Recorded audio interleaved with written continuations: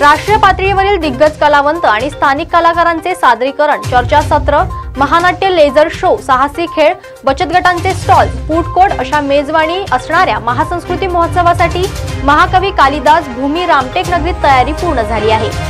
आज या महोत्सवाची येथील नेहरू मैदानावरील मुख्य कार्यक्रम स्थळी सुरुवात होणार असल्याची माहिती रामटेक उपविभागीय अधिकारी वंदना सवरंगमपते यांनी आज पत्रकार परिषदेत दिली आहे। राज्य शासनाच्या सांस्कृतिक कार्य विभाग आणि जिल्हा प्रशासनाच्या वतीने राज्यभर आयोजित होणाऱ्या महासंस्कृती महोत्सवाची सुरुवात रामटेक येथून होत आहे।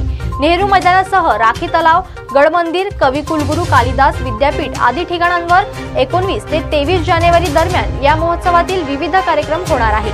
या महोत्सवासाठी प्रशासनाची तयारी पूर्ण झाल्याचे श्रीमंत सवरंगपते यांनी उपविभागीय अधिकारी कार्यालयात आयोजित पत्रकार परिषदेत सांगितले आहे। पर्यटन सांस्कृतिक कार्य विभाग महाराष्ट्र शासन यांचा शासन निर्णय दिनांक 22 डिसेंबर 2023 नुसार प्रत्येक जिल्ह्यात संस्कृतीची आदान-प्रदान होणे या दृष्टीने सांस्कृतिक महोत्सवाचे आयोजन करण्याबाबत सूचना प्राप्त झालेल्या आहेत। त्या अनुषंगाने दिनांक 19 जानेवारी ते 23 जानेवारी या दरम्यान नागपूर जिल्ह्याचा महासंस्कृती महोत्सव रामटेक या ठिकाणी नेहरू मैदानावर आयोजित करण्यात आलेला आहे। यामध्ये राष्ट्रीय स्तरावरचे अनेक कलावंत सहभागी होत आहेत। त्याचप्रमाणे काही स्थानिक कलावंत देखील या ठिकाणी आपापली कला प्रदर्शित करणार आहेत। यामध्ये 19 तारखेला हेमा मालिनी यांचे रामायण ही नृत्यनाटिका प्रदर्शित केली जाणार आहे। दिनांक 20 जानेवारी रोजी गायक पद्मश्री श्री सुरेश वाडकर यांचा गायनाचा कार्यक्रम आहे।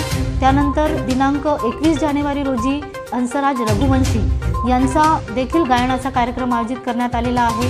22 जानेवारी रोजी सिंधू रागिनी महात्म्य हे एक महानाट्य प्रदर्शित केले जाणार आहे। 23 तारखेला कैलास खेर यांचा गायनाचा कार्यक्रम आयोजित करण्यात आलेला आहे। त्याचप्रमाणे काही क्रीडा स्पर्धा, काही सांस्कृतिक